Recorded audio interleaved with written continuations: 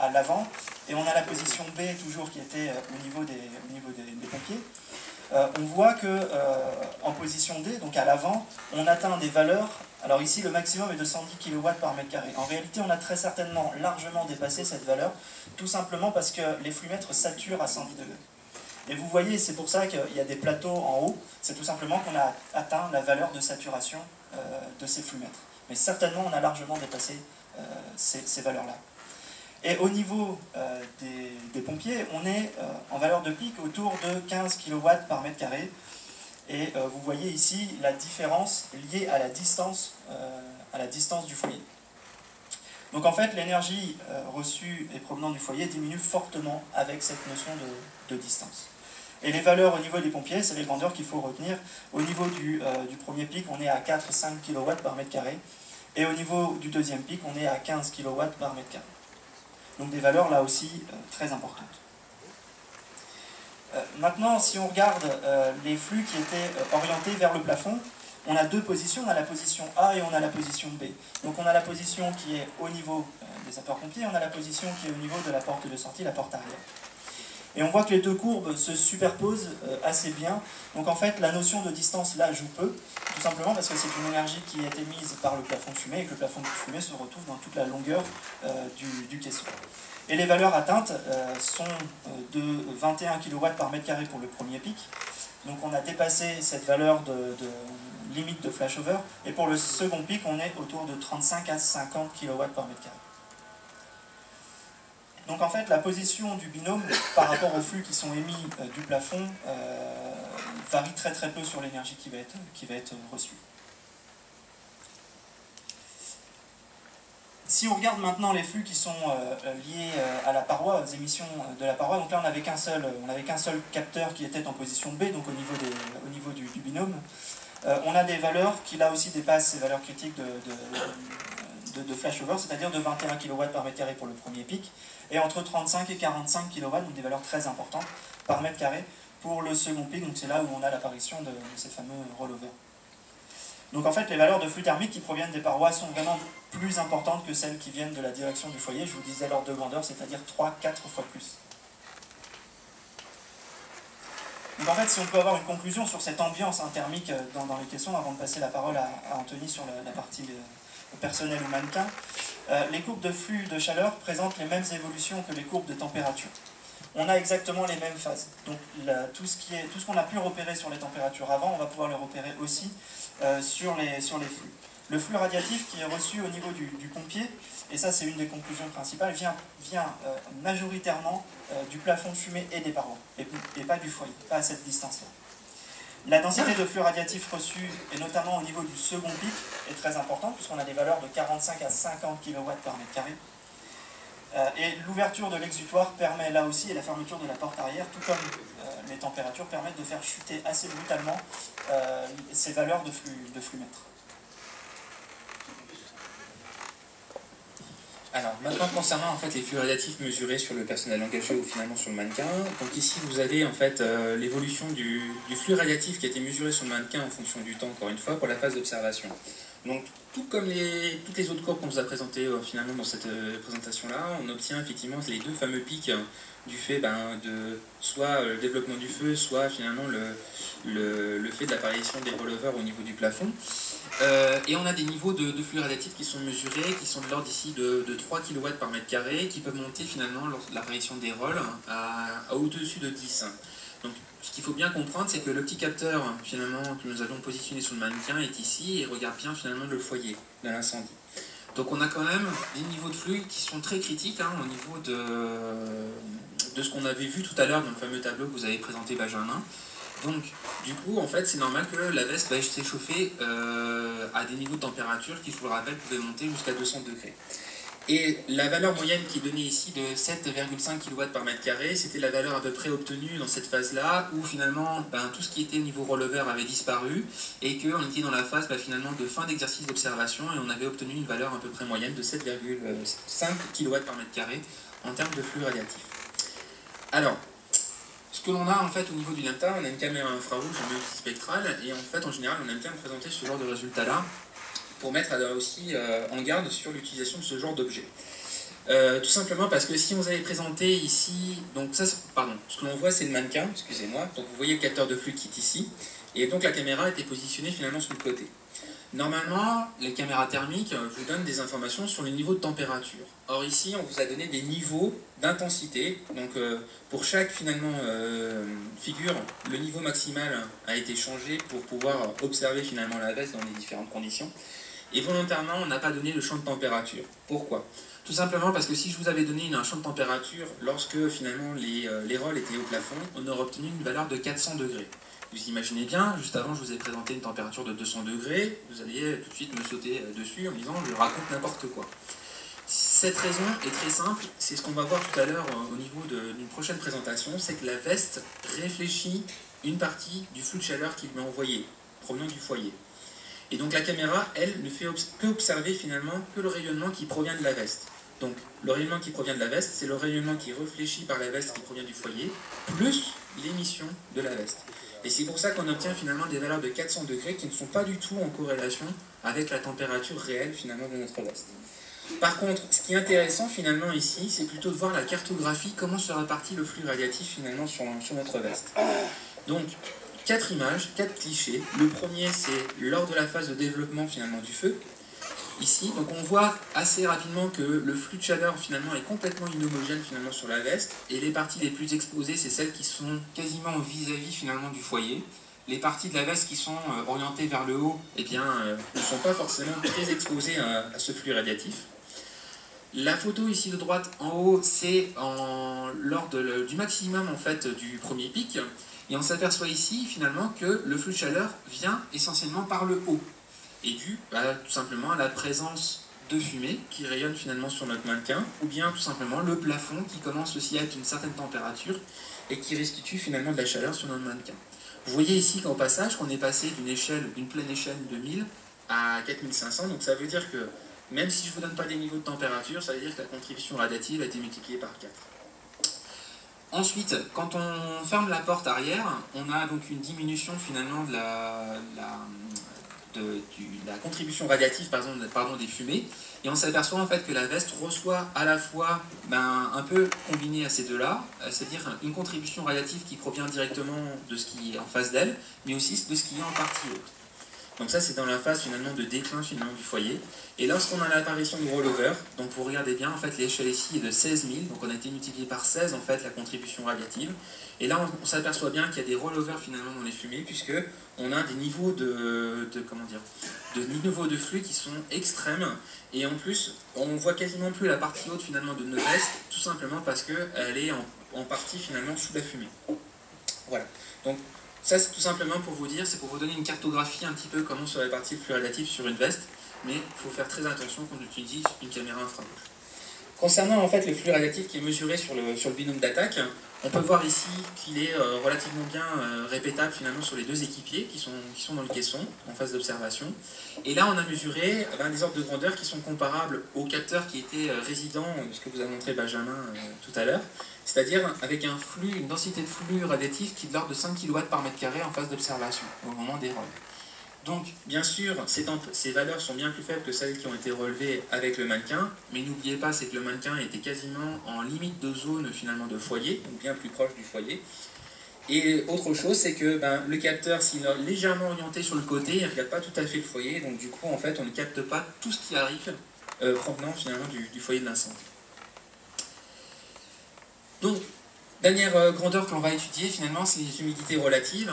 Donc comme vous l'avez présenté Benjamin, cette grandeur-là n'est pas mesurée directement, il faut mesurer une quantité d'eau qui est présente finalement dans l'air. Et donc c'est pour ça en fait que les grandeurs que je vais vous présenter sont relativement brutées. Donc ici on représente l'humidité relative en pourcents, en fonction du temps toujours, dans la phase d'observation. L'humidité relative était de l'ordre de 37% lors du deuxième jour, et on voit que grosso modo, cette valeur est bien maintenue finalement pour les mesures qui ont été faites sur le binôme de sécurité. Donc les mesures-là ont été faites à l'extérieur de la veste. Par contre, ce que l'on peut voir, c'est qu'il faut imaginer que le premier pic est dans cette zone-là, et le deuxième, ici. La chose, c'est que quand les pics interviennent, c'est-à-dire que lorsque les champs de température augmentent, eh bien on a diminution par palier à chaque fois de cette humidité relative. Le premier palier se stabilise aux alentours de 20% et le deuxième aux alentours de 10%. Rappelez-vous ce que vous a dit Benjamin tout à l'heure, c'est que le seuil d'inconfort et l'apparition d'éruptions cutanées arrive aux alentours de 20%.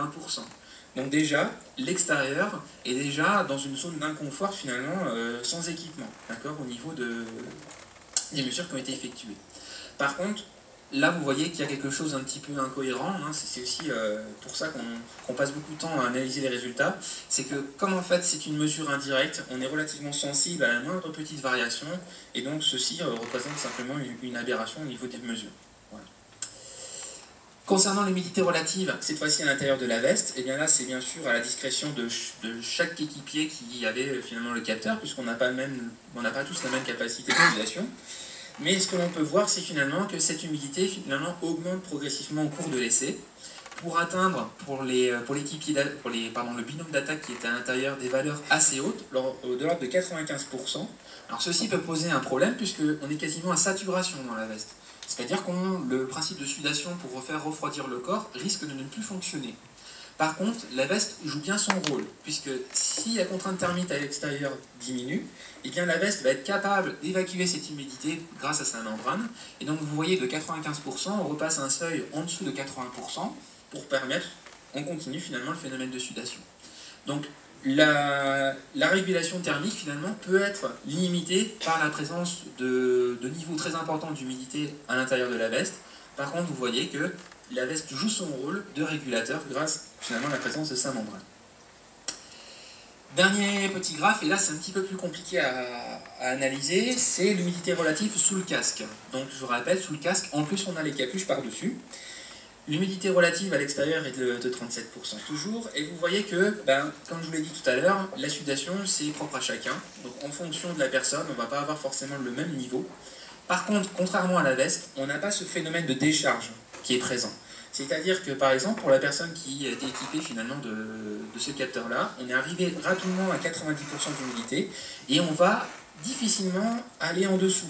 C'est-à-dire que, finalement, on va avoir toujours l'humidité qui sera présente dans le casque et on ne va pas réussir à décharger cette humidité avec l'extérieur, contrairement en fait à la veste.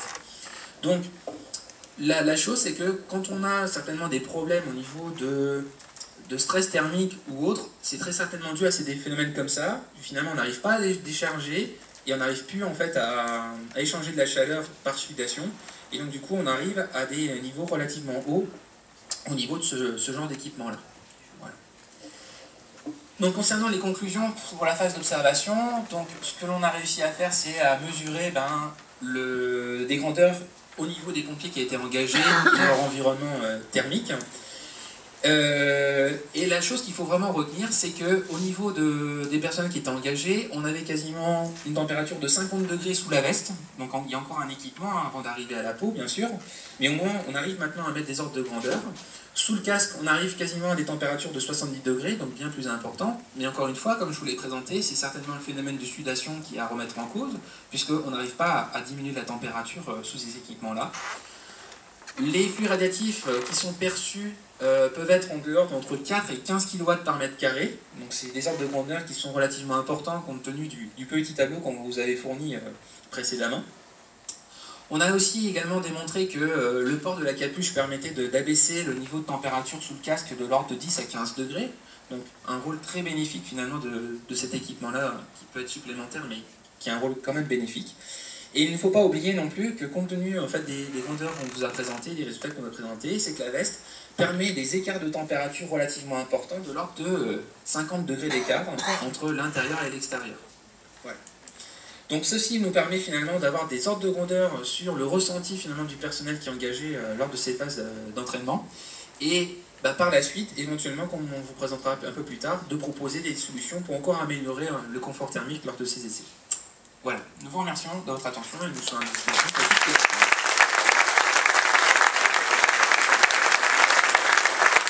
Merci beaucoup, Dr Bathian et Dr Collin, pour cette excellente présentation qui nous a permis de comprendre beaucoup de choses. Et bravo pour ce travail, c'est vraiment très impressionnant, messieurs, vraiment. Alors on a un petit peu de temps pour quelques questions et peut-être des réflexions. Voilà, on a des mains qui se lèvent. Alors il y a des gens qui vont vous passer les micros. Voilà. Prenez juste la peine de vous présenter pour que l'on sache qui vous êtes et d'où vous venez. Hein. Oui, mais là-bas, ça y est, on s'en occupe. Et puis, par rapport à une question qu'on m'a posée tout à l'heure, bien évidemment, l'ensemble des présentations de nos intervenants seront disponibles sur le site internet sur lequel vous êtes inscrits. Hein, vous pouvez récupérer toutes les présentations. Je vous en prie. Donc, bonjour à tous, Richard Gobin du 1091. Donc l'objectif de la journée, si j'ai bien compris, c'est de comprendre les contraintes thermiques et les performances des EPI et l'impact physiologique sur les porteurs, donc les binômes, que ce soit sur les coep, mais surtout en intervention. J'aurais voulu savoir pourquoi vous avez juste pratiqué vos tests sur les phases d'observation et les phases d'attaque et qu'il n'y a pas la phase de déblai. Très très bonne question. C'est simplement parce qu'en fait au départ on avait fixé un protocole et on ne vous cache pas qu'il était fixé par rapport à ce qui était aux outils pédagogiques, hein, c'est-à-dire la formation en caisson. Et votre question est très pertinente et c'est certainement des choses qu'on devrait penser plus tard pour la suite de nos essais. Voilà. Je peux compléter mon propos, ton propos Anthony, c'est qu'en fait, donc là je parle au nom du 10 de la Vendée, en fait la phase de déblai, on ne la pratique plus dans les caissons d'entraînement en Vendée. C'est-à-dire que du coup on laisse le feu mourir à petit feu et on n'entre plus dans le caisson en phase d'extinction, en phase de diminution du feu. Voilà, donc c'est pour ça qu'en fait comme c'est une phase à laquelle on n'est plus exposé en Vendée, on n'a pas souhaité faire des mesures durant cette phase. Alors j'avais cette question, moi, parce qu'en fin de compte, le but de la formation chez les sapeurs-pompiers, c'est de pouvoir aider, je vais peut-être changer la doctrine opérationnelle. Bon, chez nous, au 1091, on continue le déblai. Savoir que sur intervention, il y a bien des déblais qui s'effectuent. Donc nous, on a fait des tests en juillet 2012 à l'école départementale. Alors des tests qui ne sont pas aussi poussés que les vôtres, bien sûr, mais on a fait des tests avec des porteurs et on s'apercevait que si on leur fait faire la phase d'attaque et la phase de déblai derrière, lorsqu'ils sortent, ils perdent à peu près entre 2 et 3 kilos et ils ont une augmentation pendant la phase de déblai de 2 degrés Celsius. Donc c'est un impact, c'est-à-dire que c'est là où on peut comprendre les coups de chaleur qu'ont les sapeurs-pompiers sur intervention. Parce que la plupart du temps sur intervention, ils ne sont pas brûlés, ils prennent des coups de chaud sur intervention liés aussi par rapport à leurs EPI et comprendre exactement ce qui peut arriver pour eux et comment ils peuvent analyser les dangers liés au port des EPI et liés à l'incendie. Voilà la question que j'avais. Merci beaucoup. C'est très pertinent et ça fera peut-être l'occasion de faire d'autres recherches et d'autres études sur le sujet.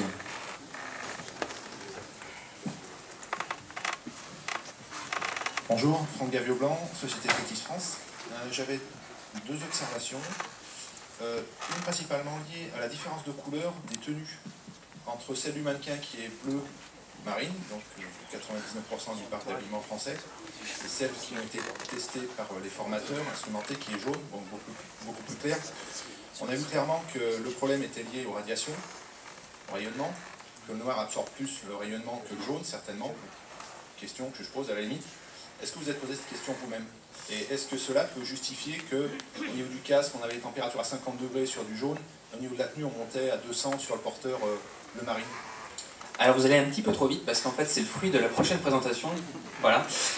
C'est-à-dire que dans la présentation liée aux EPI textiles qui sera cet après-midi à 14 h, je vous démontrerai qu'il n'y a pas forcément beaucoup d'influence au niveau contribution radiative en fonction de la couleur. Voilà. Il y en a une, mais elle n'est pas si importante que ça. C'est-à-dire qu'un vêtement clair n'a pas autant de pouvoir réfléchissant des infrarouges que ça. Mais c'est vrai que l'intuitif en fait dirait qu'un vêtement clair va recevoir beaucoup moins de rayonnement qu'un tissu sombre. Mais c'est un raccourci un peu trop rapide. Non, mais on le verra cet après-midi, Franck, effectivement, et Anthony a raison, parce qu'ils y ont aussi pensé. Bien évidemment, et c'est des questions qu'on se pose, ça va de soi. Ça corrobore aussi une étude qui a été faite il y a une paire d'années où ils avaient montré que le sol c'était réflectif, un OMEX un peu particulier, mais je voulais savoir si vous aviez posé la question. Voilà. Deuxième chose, c'est des choses ont été dites par rapport à l'apport de la membrane. Est-ce que vous avez fait des essais de tenue sans membrane? Parce que des questions se posent aussi sur les tenues sans membrane. Alors pour la plupart des résultats que vous allez voir aujourd'hui, en fait le but c'est de prendre les équipements tels qu'ils sont actuellement. Donc on disposait de ce matériel-là avec membrane, on n'a pas été plus loin, mais bien sûr après ces études-là sont à étage et on peut bien sûr envisager différents scénarios, mais pour le moment on voulait juste faire un état des lieux de ce qui existait et de ce qu'on utilisait à l'heure actuelle. Voilà. Merci Anthony. Oui, bonjour, je m'appelle Benoît Mauvieux, je suis universitaire, je travaille pour le SDIS 71 avec l'équipe de la logistique, Tilan, et puis beaucoup avec Sion aussi, Jean-Luc Sarlat, pardon, excusez-moi. Donc ces tests-là que vous avez présentés, d'abord je vous en félicite parce que c'est compliqué à mettre en place et je connais un peu le truc.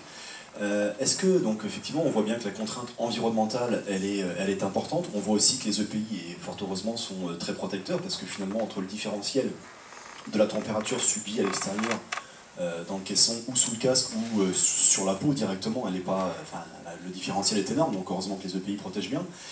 Je suis dans l'attente maintenant de présentation plus sur des données physiologiques parce que ce qui est important, c'est comme le bonhomme. Lui, on voit bien dans quel milieu il évolue, mais maintenant, qu'est-ce qu'il ressent en température centrale, en test, en termes de capacité cognitive à prendre des décisions. Aussi, qu'est-ce qui se passe à la sortie d'un caisson en termes de réponse hypothermique, par exemple. Et du coup, il y a pas mal En fait, on est assez surpris les tests qu'on a pu faire nous, dans le 71 nous ont montré que finalement, malgré un environnement hyper contraignant, fort heureusement, le caisson finalement ne produisait qu'une relative montée de température qui n'était pas énorme, qui allait de 0,5 degrés le soir à 1,5 degré le matin, sans répercussion énorme, puisque les températures maximales enregistrées ne montent pas au-dessus de 38 degrés en température interne. Donc après un caisson, ça dure au maximum 35 minutes. Par contre, ce qui nous a vraiment surpris, nous, c'est qu'on a enregistré des phases d'hypothermie derrière. C'est-à-dire qu'à la sortie d'un caisson, l'organisme a tellement thermorégulé pour pouvoir justement évacuer la chaleur que derrière, il y a une grosse réponse compensatoire qui dure à peu près 3 heures. Et cette réponse compensatoire, en fait, elle a des gros effets sur l'hypovigilance. Et finalement, je pense que vous êtes tous impliqués dans la formation des caissons. Et cette idée, en fait, ce protocole expérimental est né un petit peu d'empirisme. Et les formateurs nous disaient que quand ils sortaient de caisson, finalement, ils avaient de gros troubles de la vigilance après un caisson. Donc effectivement, il faut bien voir que tout ce que je vous montrais, c'est très bien fait et très bien étudié, que les matériaux sont très protecteurs, mais que finalement la physiologie humaine dans un caisson-feu, elle n'est pas mise à rude épreuve. À titre comparatif, par exemple, une fréquence cardiaque d'un sapeur-pompier dans un caisson-feu ne monte qu'à entre 50 et 60% de la fréquence max, parce que finalement vous êtes en position statique, il y a un stress quand on est pour la première fois initié dans un caisson, mais bien moins qu'en intervention. L'exposition ne dure qu'une vingtaine de minutes, et puis vous êtes en position statique, hein, effectivement on tourne, mais il n'y a pas une dépense énergétique qui est énorme. Si vous prenez la même personne et que vous la mettez tout simplement dans un hammam, la fréquence cardiaque va être aux alentours de 85% de la fréquence max. Donc ce que je veux dire, c'est que dans le caisson-feu, finalement, la dépense énergétique, elle n'est pas énorme. Donc la question tout à l'heure, effectivement, de la phase de déblai était pertinente. Et pour répondre à la personne qui était là, on a fait des tests aussi avec et sans membrane, avec aussi les vieilles tenues F1 avec la surveste et tout ça. Et finalement, on s'est aperçu que les saturations en humidité, quelle que soit la tenue, effectivement, variaient au cours de ces différentes phases. Mais avec ou sans membrane, on n'avait pas des données qui étaient extrêmement, qui ne montraient pas de différence significative.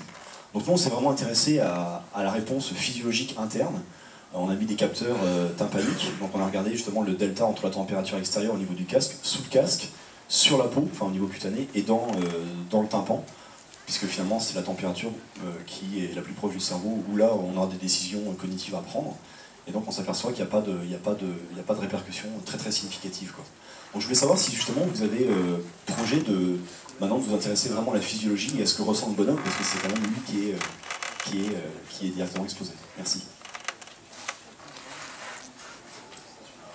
Juste Anthony, pour votre information à tous, le docteur Benoît Mauvieux, donc docteur en chronobiologie, il est chercheur à l'INSERM. D'où la pertinence bien évidemment de ces questions. Il travaille beaucoup avec le SDIS 71 où il a créé effectivement des tests d'effort. Alors au niveau de nos essais, je replace aussi dans le contexte, hein, le but c'était aussi de le faire en formation, donc on est un peu loin pas l'exercice réel mais en situation réelle. La chose c'est que effectivement c'est très difficile d'aller mesurer les contraintes physiologiques en exercice. Si vous avez réussi, c'est comme un sacré exploit, parce que aller coller un thermocouple sur de la peau et que ça ne bouge pas au cours de l'exercice, c'est quand même compliqué. Je sais pas comment vous avez fait, mais on va en discuter tout à l'heure. On utilise des capteurs cutanés en fait, et puis on utilise aussi des petites pilules ingérables qui permettent en fait d'enregistrer la température interne. et des sondes tympaniques en fait, qui se mettent aussi, qui diffusent les données en télémétrie. Ouais. D'accord. Et alors justement en fait, au-delà en fait de ces essais en fait en question, le but aussi pour nous c'était de développer de la métrologie entre guillemets portative et qui fasse de l'acquisition de données. Mais bien sûr après ça sera possible de l'exporter en fait en opération. Donc le but c'est aussi de ne pas gêner en fait les opérationnels, les professionnels en cours d'exercice. Hein. Mais le but aussi ce serait d'aller mesurer finalement en situation réelle ce genre de contraintes là pour voir si on est loin ou pas finalement des situations en question. Tout à fait. Ouais. Merci Anthony. Une autre question, oui, je vous en prie. Oui, bonjour, Muller-Denis, je suis du SDIS 68. On a effectué modestement quelques mesures. Et je voulais vous poser la question sur le degré de séchage des tenues avant test. Parce qu'un jour, on a malheureusement une veste qui est passée au travers de l'armoire de séchage, qui a été reportée le lendemain pour d'autres mesures, et on avait une perte de 50% de la qualité de protection. Est-ce que vous avez pu constater de telles choses ? Alors, nous on ne l'a pas constaté. Alors pourquoi? Parce que, comme vous l'avez vu, il y a pas mal d'équipements finalement sur nos vestes. Ça nous prend quasiment une journée pour tout mettre sur le binôme d'attaque, les binômes de sécurité. Donc par fainéantise, on n'a rien démonté le soir pour reperdre en fait un jour après. Donc les vestes ont été réutilisées lors du deuxième jour. Donc c'était le jour juste d'après. Hein. Et en fait, les essais sont relativement répétables. Donc on n'a pas observé, on va dire, d'écart si significatif. Après, il faudrait voir sur la phase d'attaque si l'exercice que vous avez utilisé et celui qui a été fait en fait à la roche, si ce sont vraiment les mêmes, ou s'il y a vraiment plus de retour de vapeur, auquel cas peut-être l'équipement était beaucoup plus imprégné finalement d'eau. Voilà. Mais en tout cas, nous, il n'y avait pas d'effet observé en fait entre les deux journées. Bien, une autre question, une autre observation? Bon, je vous remercie beaucoup, je vous propose de faire une pause. Hein, on a 30 minutes.